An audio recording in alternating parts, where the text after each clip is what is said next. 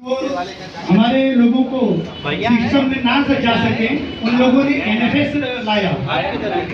जैसे द्रोणाचार्य बैठते थे पहले अंगूठा काटने वाले, अब नंबर काटने वाले।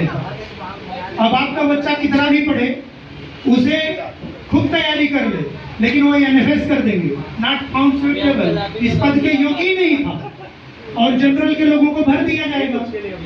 इसके बाद आप लोगों को पता होगा लेटरल एंट्री। लेटरल एंट्री जानते हैं आप लोग?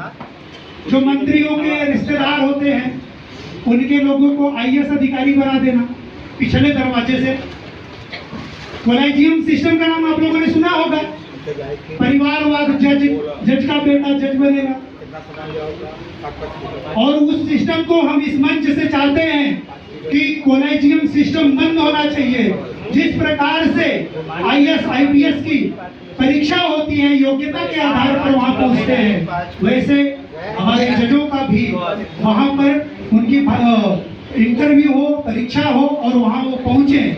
और इस देश में आप लोगों को पता होगा कि अभी पुलवामा वाला घटना हुआ था, फिर पहलगांव का जो हुआ था, हमारे commander, wing commander Vyomika Singh और कर्नल सोफिया जब पाकिस्तान में हमला की और वहां पे इतना ज्यादा तबाही मचाकर वो लौटती हैं, तो एमपी का एक गद्दार मंत्री विजय शाह वो क्या कहता है कि हमने तो आतंकवादियों की बहन को भेजा था पाकिस्तान में। इतने बड़बोले, इतने घटिया शब्द सिर्फ बीजेपी के संस्कारी लोग ही बोल सकते हैं, हमारे लोग नहीं बोल सकते हैं। इसलिए मैं कहूंगा कि आखिर कायर राजनीति ने अलग जगह ने सीख लिया। हमने सुनी मांगों में सिंदूर लगाना सीख लिया।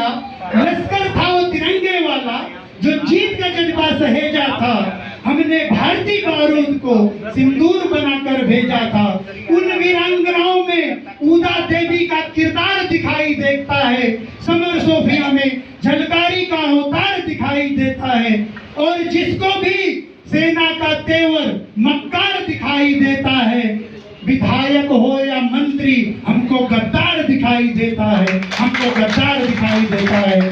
और मैं जाते जाते एक छोटी सी अपील, संविधान खतरे में है, आप सभी से मैं चाहूंगा कि संविधान मंगाकर पढ़ें। और संविधान की खूबसूरती है कि कभी फुर्सत मिले तो पढ़ना मुझे, कभी फुर्सत मिले तो पढ़ना मुझे।